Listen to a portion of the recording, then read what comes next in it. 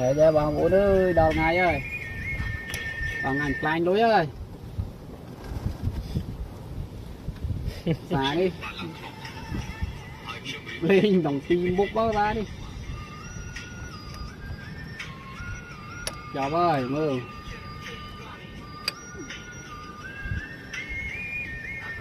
Buồn nó để chạm nón xe ăn cơm lối à.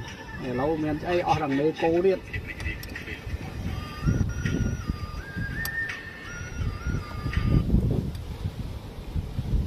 Chọn ơi. Bật lên, làm đi. Đồ đam mê cô mua chia đây.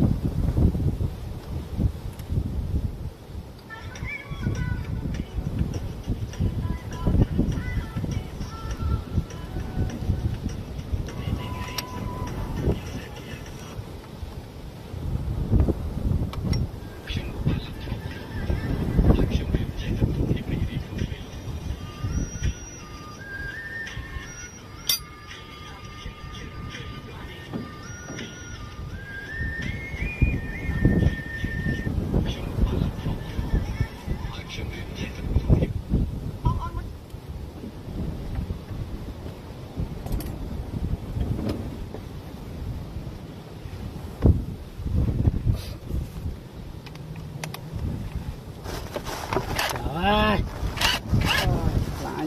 Lại ơi. Ôi giời. Nó tàn cha trái sống đi, làm đi.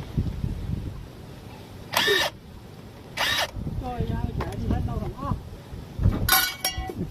Rồi. Cái nó mò một chua khang khang rồi. Nè. Cổ đường lôi quá. Chó à, giờ chó chó đi.